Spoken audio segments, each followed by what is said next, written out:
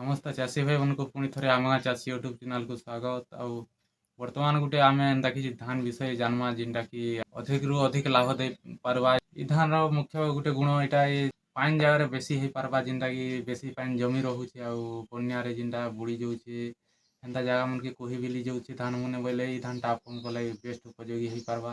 ଯଦି ଇ ଧାନଟା ଆପଣ ଲଗେଇଛନ୍ ବୋଇଲେ ଏଇଟା ବେଶୀ ଦିନ ଯାଇକରି ଏଇଟା ବେଶୀ ପିଲ୍ ଦେଇକରି ଗଛଟା ବଡ଼ ହେଇକରି ଏଇଟା ବେଶୀ ଅମଲ ଦେଇପାରବା। ଇ ଧାନଟା ବେଶୀ କରି ସ୍ପେଶାଲ ବୋଇଲେ ଏଇଟା ବିକ୍ରି ଲାଗେ।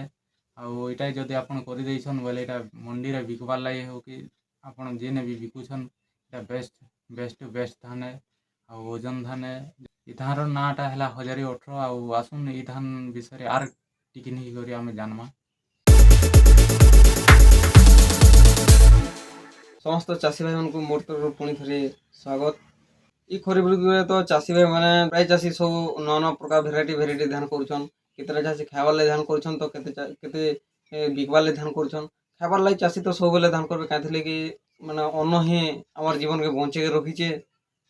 ପେଟ ପାଇଁ ଯେନ୍ଟା ନାଟ ବୋଲସନ୍, ଆଉ ଅନେକ ପ୍ରକାର ଧାନ ଥିସି ଯେନ୍ଟାକି ଖାଇବାର୍ ଲାଗି ଥିସି ଏବଂ ଖାଲି ଖାଇଲେ ସବୁ ଧାନ ନି ହେଇପାରେ। ଆମର ଯଦି ଜମି ଅଛେ ତ ଆମେ ସେ ବିକିଲେ ଆମେ 2 ପଇସା ପାଇମା, ଯେହେତୁ ଆମେ ଉନ୍ନତି କରିପାରମା। ସବୁବେଳେ ଗୋଟେ ଚାଷୀ ଚାହିଁଥିସି କି ଆମେ ଗୋଟେ ଏନ୍ତା ଓଜନ ଧାନ କରମୁ ଯେନ୍ଥିରେ କି ଆମେ ବିକିକିରି 2 ପଇସା ଅଧିକା ପାଇପାରମୁ, ଅଧିକା ଅମଲ ପାଇପାରମୁ, ଇ ଭଳିଆ ଭାବନା ରଖିଥିସନ୍।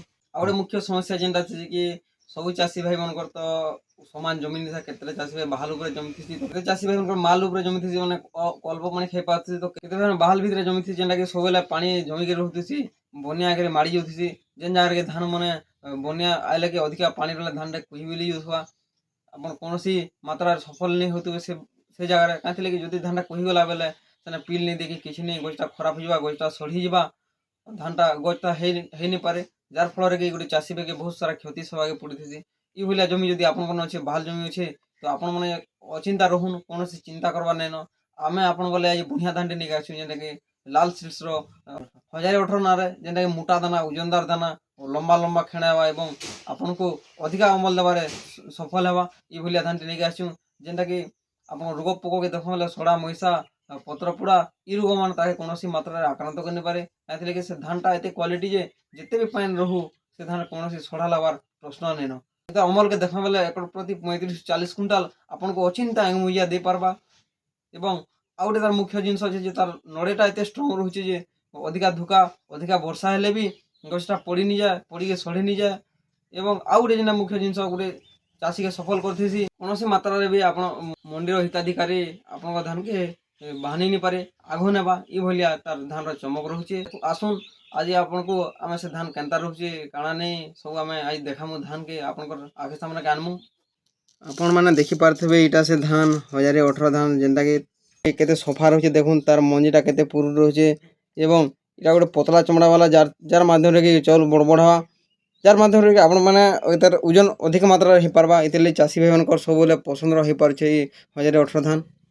ଯଦି ବି ଆପଣଙ୍କର ବାହାଲ ଜମି ଅଛେ, ଅତ୍ୟଧିକ ପାଣି ସବୁବେଳେ ଜମି ରହୁଛେ, ବେଲେ ଇ 1018 ଧାନକେ ନିହାତି କରିକି ଦେଖୁନ୍। ଆଉ ମଞ୍ଜି ତ ଦେଖିଲେ ଆପଣ ତାର ରୋଗ ପୋକ ସବୁ ଜାଣିଲେ, ତାର ଆୟ କେତେ କାଣା ରହୁଛେ ସବୁ କିଛି ଜାଣିଲେ, ନିହାତି କରୁନ୍, ନିହାତି ସକ୍ସେସ୍ ହେବେ। ନିହାତି ଭାବେ ଏବେ ଯେନ୍ ଆଲୋଚନା କନା ଆପଣ ବୁଝିପାରିଥିବେ ଆଉ ଆପଣ କରି ଦେଖୁନ୍ ଆଉ ତାର ଲାଭ ଉଠାଉନ୍। ଆଉ ବାହାଲ ଜମି ଲାଗି ତ ଏଇଟା ବେଷ୍ଟ ଧାନ ଏ, ଆଉ ବିକ୍ରି ଲାଗି ବି ଭଲ୍ ଏ।